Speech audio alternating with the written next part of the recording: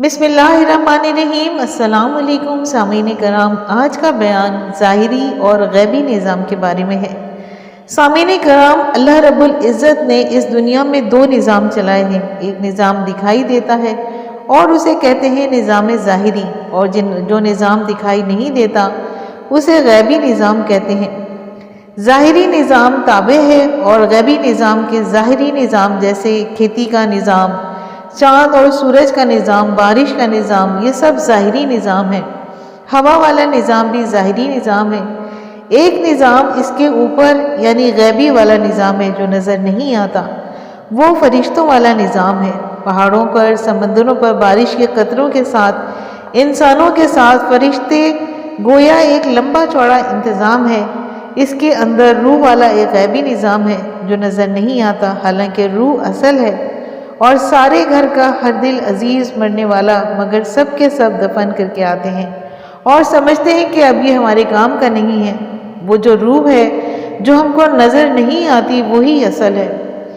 سامعین کرام، جسم میں اگر کوئی بیماری ہو تو اس کو ایکس رے کے ذریعے یا پھر کسی لیبارٹری کے ذریعے چیک کروایا جا سکتا ہے، لیکن جسم کی بیماریاں تو معلوم ہو سکتی ہیں لیکن روح کی بیماریاں معلوم نہیں ہو سکتی۔ روح نظر نہیں آتی ہے۔ روح کالی ہے کہ اچھی ہے، نورانی ہے یا ظلمانی ہے، خوشبودار ہے یا بدبودار ہے، یہ نظر نہیں آتی۔ مگر ماننا سبھی کو پڑتا ہے کہ روح بن گئی تو انسان بن گیا، اور انسان بن گیا تو عالم کا نظام بن گیا، موافق ہو گیا۔ روح بگڑ گئی تو انسان بگڑ گیا، اور انسان کے بگڑنے سے نظام عالم بگڑ گیا اور مخالف ہو جائے گا۔ جتنی پریشانیاں آ رہی ہیں، یہ زمین کے زلزلے، قحط سالیاں، جتنی بھی پریشانیاں انفرادی یا اجتماعی آتی ہیں، اس کی وجہ یہ ہے کہ انسان بگڑا ہوا ہے۔ انسان بگڑا ہوا ہے تو اس کا مطلب یہ ہوا کہ اس کی روح بگڑی ہوئی ہے اور یہ نظر نہیں آتی۔ انسان کے بگڑنے پر فرشتے کو تخریب کا حکم ملتا ہے، اور انسان کے بننے پر فرشتے کو تعمیر کا حکم ملتا ہے۔ تعمیر کے حکم پر انسان کی زندگی بنتی رہتی ہے، اور اللہ تخریب کا حکم دے دیں تو انسانوں کی زندگی بگڑتی ہے۔ تو پھر ہوا کو حکم ملا، پانی کو حکم ملا، تو پانی اور ہوا دونوں کا بگاڑ کا ذریعہ بنیں گے۔ سامعین کرام، منکر نکیر مبشر ہوں گے، یعنی غیبی نظام اگر انسان کے موافق ہو جائے تو انسان سمجھ جاتا ہے، اور دنیا اور آخرت میں قبر میں جائے تو فرشتے سوال کریں گے، یہ جواب دے گا، اور منکر نکیر پھر اس کے لیے مبشر ہوں گے اور بشارت دیں گے کہ موت پر یہ ہوگا کہ آج کا مشاہدہ کل غائب ہو جائے گا اور کل کا غائب مشاہدہ ہوگا۔ ابھی ہم کو بیوی، بچوں، دکان، کارخانہ نظر آتا ہے لیکن فرشتے نظر نہیں آتے۔ جنت دوزخ اس وقت نظر نہیں آتے، عذاب قبر نظر نہیں آتا۔ فرشتے حالانکہ ساتھ ہیں لیکن نظر نہیں آتے، اور لیلۃ القدر میں جبرائیل علیہ السلام اترتے ہیں، نظر نہیں آتے۔ اس کی خبر دینے والے اللہ ہیں اور سنانے والے اللہ کے رسول صلی اللہ علیہ وآلہ وسلم ہیں۔ لیکن جہاں موت واقع ہوتی ہے، بیوی پاس کھڑی ہے، بچے پاس کھڑے ہیں لیکن نظر نہیں آتے، اور فرشتے آسمان سے آ رہے ہیں مگر اب نظر آ رہے ہیں، اس لیے کہ آدمی بارڈر پار کر رہا ہے اور عالم برزخ کی طرف جا رہا ہے۔ بھلا آدمی تھا تو فرشتہ آ کر سلام کہہ رہا ہے، کیونکہ دنیا میں اس نے اللہ کے حکم کو پورا کیا تھا۔ اب فرشتوں کا نظام موافق نظر آ رہا ہے۔ اگر خدا کا حکم توڑا تھا تو بھیانک فرشتے آئیں گے، گرز لے کر آئیں گے، اور ایسی بھیانک صورت ہوگی کہ ڈرانے کا۔ اب اللہ سے دعا بھی کرے گا، ہر مرنے والا یہ دیکھ رہا ہے لیکن کوئی اگر بتائے گا نہیں۔ یہ بتانے والے حضور اکرم صلی اللہ علیہ وآلہ وسلم ہیں۔ سامعین کرام، ڈاکٹر کو ڈاکٹری کی لائن نظر آتی ہے، انجینئر کو انجینئرنگ کی لائن نظر آتی ہے، اور ڈاکٹر کو انجینئرنگ کی لائن نظر نہیں آتی۔ یہ تو مادی لائن ہے، سارے انسانوں کو نظر آتی ہے، لیکن روحانی لائن نبیوں کو نظر آتی ہے۔ موت پر سب کو معلوم ہو جائے گا کہ جب دیکھا کہ مادی لائن پر بیکار نکلی اور روحانی لائن ہی حقیقی لائن ہے، تو پھر کہے گا کہ مجھے واپس کر دے۔ دنیا میں اب بات سمجھ میں آ گئی ہے، اچھے عمل کر کے آؤں گا، میں نے بہت سے غلط کام کیے، اب واپس کر دے تاکہ اچھے کام کر کے آؤں۔ لیکن جواب ملے گا کہ اب تم دنیا میں واپس نہیں جا سکتے، کیونکہ دنیا میں سمجھانے کے لیے ہم نے سارا انتظام کیا تھا، نبیوں کو بھیجا تھا، پھر امت کو مقرر کیا تھا، اور یہ لوگ تم تک پہنچے تھے اور تم کو سناتے تھے لیکن تم مانتے نہیں تھے۔ اب اس لیے تم کو اجازت نہیں ہے۔ اللہ یہ دیکھنا چاہتے ہیں کہ نبی کی خبر کو مانتا ہے یا اپنی نظر کو مانتا ہے۔ نبی کی خبر کو مانتا ہے تو یہ خبر کا ماننا اس کو دونوں جہاں میں کامیابی دلائے گا، اور اپنی نظر کو مانتا ہے تو یہ کامیابی نہیں دلائے گا۔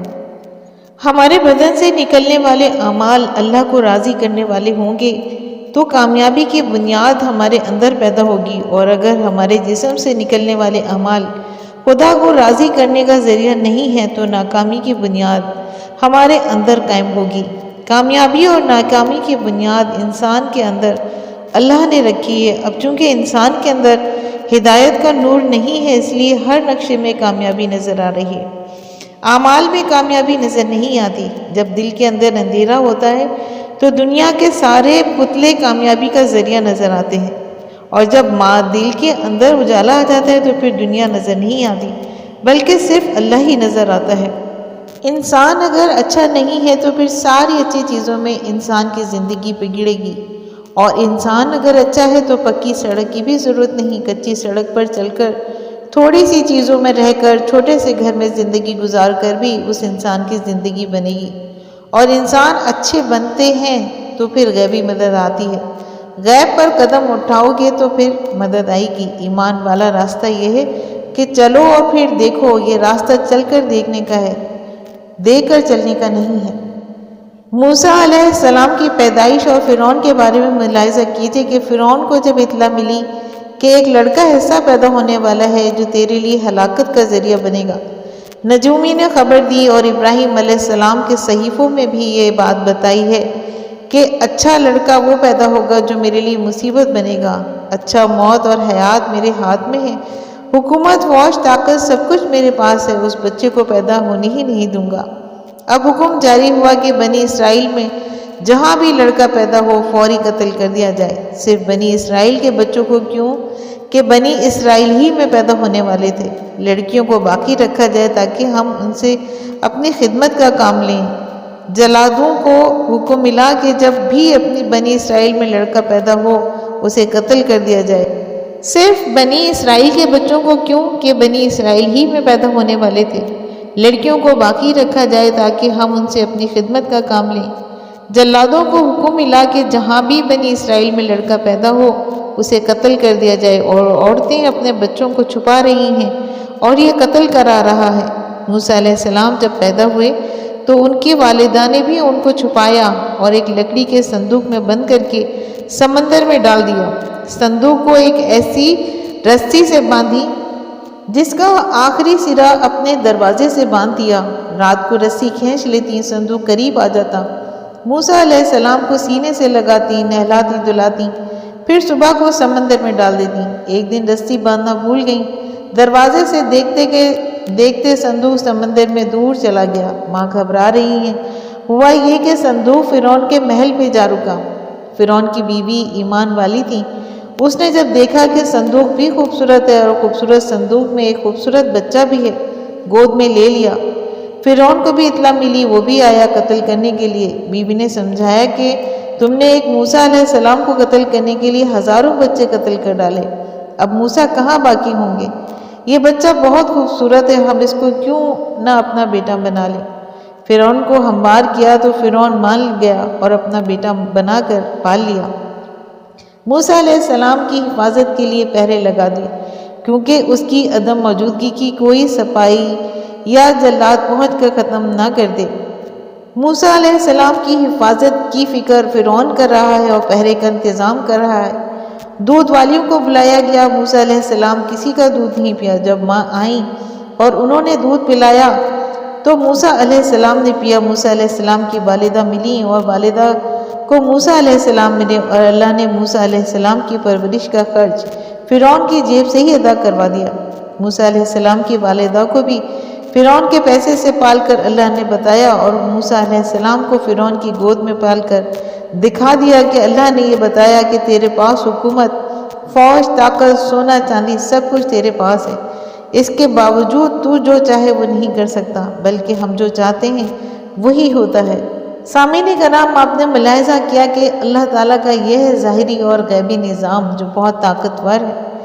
اللہ تعالی ہمیں صراط مستقیم پر چلنے کی توفیق عطا فرمائے، آمین۔